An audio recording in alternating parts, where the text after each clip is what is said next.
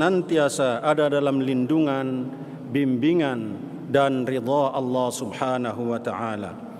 Mudah-mudahan kehadiran kita semua di Masjid Istiqlal ini dalam rangka melaksanakan salat Jum'ah senantiasa mendapatkan ridha dari Allah Subhanahu wa Ta'ala.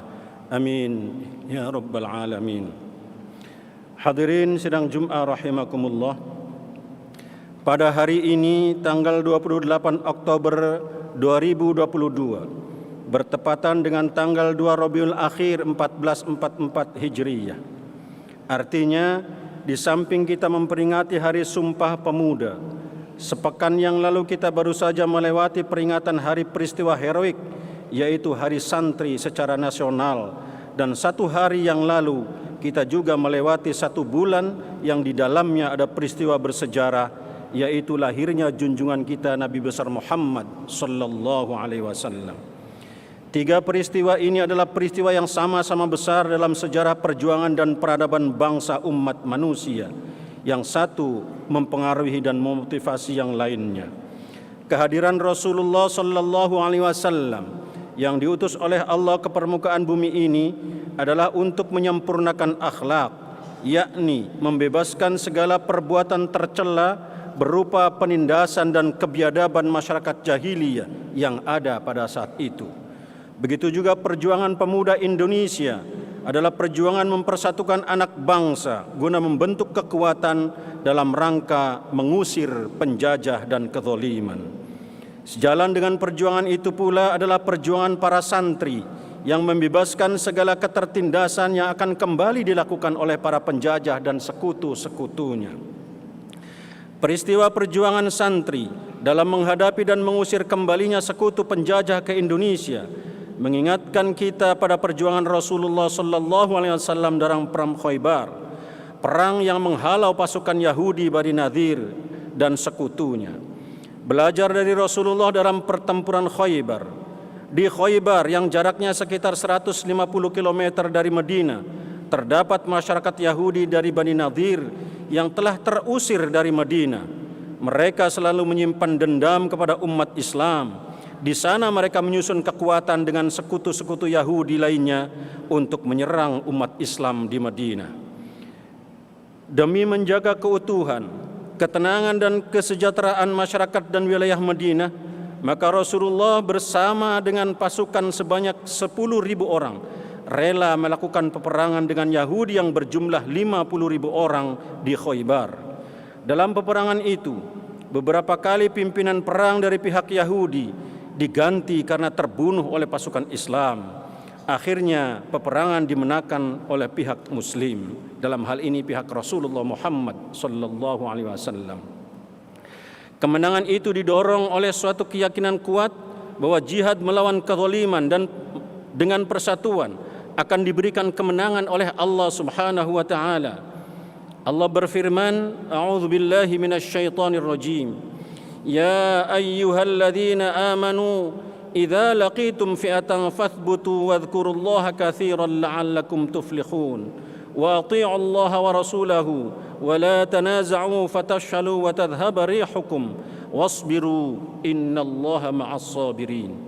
Wahai orang-orang yang beriman, apabila kamu bertemu pasukan musuh, maka berteguh hatilah dan sebutlah nama Allah banyak-banyak. Dalam hal ini berzikir dan berdoa agar kamu beruntung. Dan taatilah Allah dan Rasul-Nya, dan janganlah kamu berselisih yang menyebabkan kamu menjadi gentar dan kekuatanmu hilang. Maka dan bersabarlah. Sungguh Allah beserta orang-orang yang sabar. Hadirin sidang Jum'ah rahimakumullah. Begitu juga peperangan Surabaya adalah peperangan melawan penjajah yang sudah terusir dari negeri Indonesia.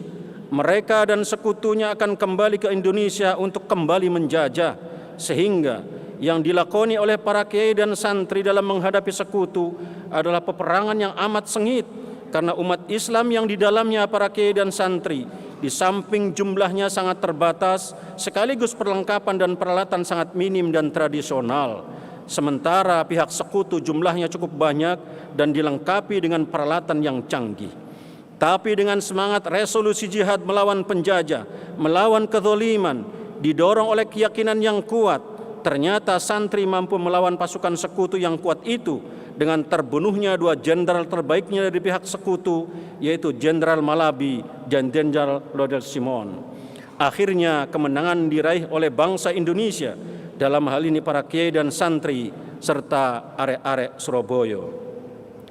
Keberanian untuk menghadapi sekutu ini didorong oleh sebuah seruan yang kuat dari Kiai Haji Hashim Asy'ari yang memfatwakan bahwa cinta pada tanah air adalah bagian dari iman, hubbul watan minal iman, bahwa cinta pada tanah air adalah bagian daripada iman. Maka dengan semangat motivasi iman inilah yang mampu mendorong para santri dengan peralatan bambu runcing apa adanya tidak takut menghadapi pasukan sekutu yang persenjataannya lengkap dan modern, sehingga keberanian itu membuahkan hasil, yaitu kemenangan berada di pihak santri. Oleh karena itu, Hari Santri yang kita peringati kemarin adalah hari yang memiliki makna sejarah yang sangat penting, terutama dalam sejarah keberlangsungan kemerdekaan Indonesia. Peringatan itu merupakan bentuk pengakuan terhadap perjuangan kaum santri yang panjang, yang bahkan telah dimulai berabad-abad sebelum kata Indonesia dikenal oleh kalangan kaum pergerakan pada tahun 1920-an. Memperingati Hari Santri berarti mencoba meneladani uswatun hasanah para ulama, pejuang kemerdekaan, para santri yang berjibaku meregang nyawa demi mempertahankan keutuhan kemerdekaan bangsa Indonesia.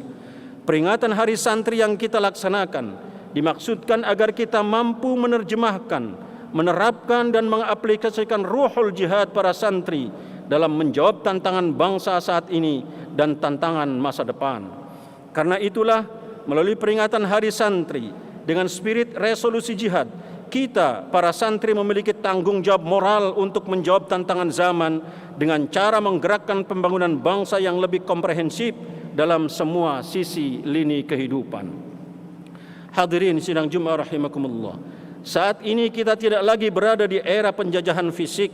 Saat ini kita berada di zaman globalisasi yang oleh masyarakat politik disebutnya sebagai era pasca hegemoni. Masyarakat ekonomi menyebutnya sebagai era neoliberalisme, masyarakat akademisi menyebutnya era post-truth, dan masyarakat teknologi menyebutnya era revolusi industri 4.0, serta masyarakat sosiologi menyebutnya dengan era generasi Z. Apapun namanya, kita sekarang dihadapkan oleh berbagai tantangan baru sekaligus peluang baru. Saat ini wajah kebangsaan kita dihadapkan banyak tantangan, baik ideologi, politik, sosial maupun budaya serta masalah pertahanan bangsa yang akan menggeser budaya dan peradaban bangsa Indonesia. Eksistensi pesantren berdasarkan Undang-Undang Pesantren Nomor 18 Tahun 2019 paling tidak memiliki 3 cakupan wilayah pengabdian dalam konteks pembangunan bangsa. Pertama adalah pendidikan, kedua dakwah, dan yang ketiga pemberdayaan. Dalam konteks menjalankan fungsinya sebagai lembaga pendidikan, dakwah dan pemberdayaan, pesantren dalam konteks kekinian menghadapi tantangan besar, beragam tantangan dan intensitas perubahan zaman. Dalam posisi inilah santri dituntut mampu berkiprah untuk menghadapi tantangan tersebut, terutama menjadi garda terdepan dalam menguatkan nilai-nilai Pancasila, Undang-Undang Dasar 45, NKRI dan Bhinneka Tunggal Ika, guna menjaga keutuhan dan kemandirian bangsa. Sejarah mencatat bahwa pesantren adalah lembaga yang sangat mandiri, terutama dalam mencetak pemikir-pemikir Islam, mencetak sumber daya manusia unggul, dan menjadi kekuatan dalam pemberdayaan masyarakat.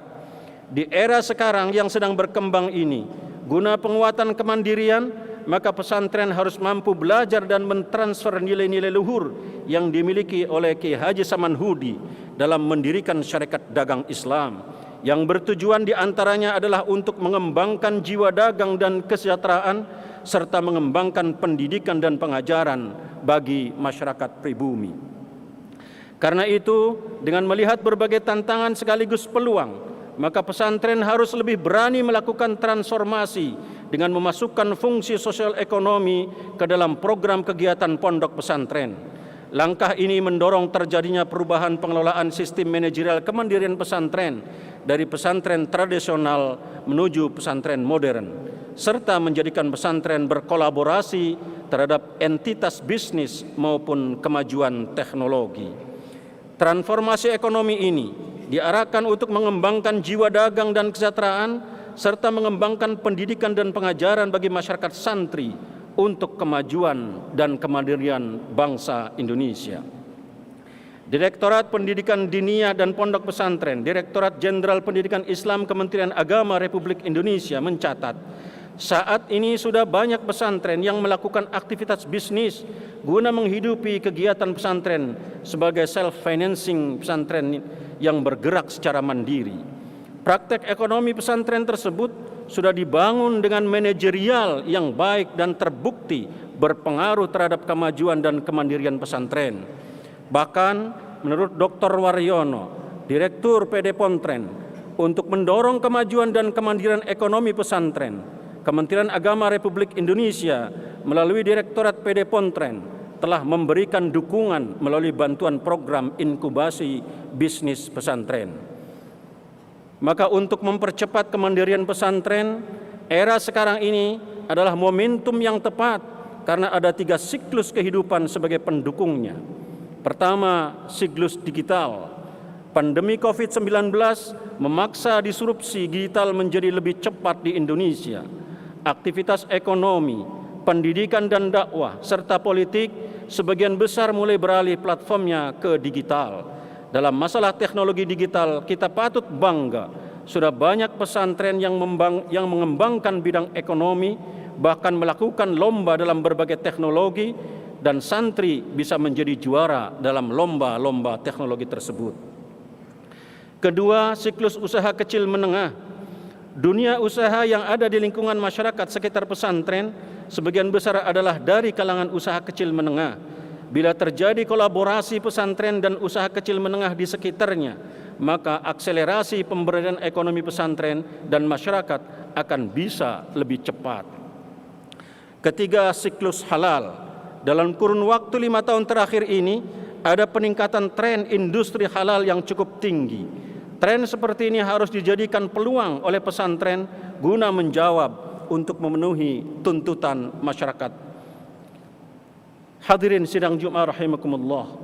Dari hal-hal di atas, kita akan melihat produk yang dihasilkan oleh santri berupa produk di bidang spiritual, produk di bidang sosial, produk di bidang teknologi, produk di bidang informasi, produk dalam bidang dakwah, dan bahkan produk dalam bidang kewirausahaan. Maka dengan siklus kehidupan tersebut, didukung produktivitas santri dalam berbagai bidangnya, kebijakan kemandirian pesantren yang kita jadikan tonggak kemandirian bangsa akan berjalan dengan sukses yang dampaknya akan bisa dirasakan oleh dunia pesantren, masyarakat, bangsa, dan negara Indonesia. Dan saya yakin santri sebagai bagian dari generasi muda Indonesia mampu menggerakkan perubahan ini menuju Indonesia yang lebih mandiri. Semoga Allah Subhanahu wa Ta'ala senantiasa membimbing kita semua untuk mampu mewujudkan harapan-harapan kita bersama. Barakallahu li wa lakum fil Qur'anil azim wa nafa'ani wa iyyakum bima fihi minal ayati wa dzikril hakim wa taqabbala minni wa minkum tilawatahu innahu huwal ghafurur rahim. Aqulu qawli hadza wa astaghfirullahal azim li wa lakum fastaghfiruhu innahu huwal ghafurur rahim.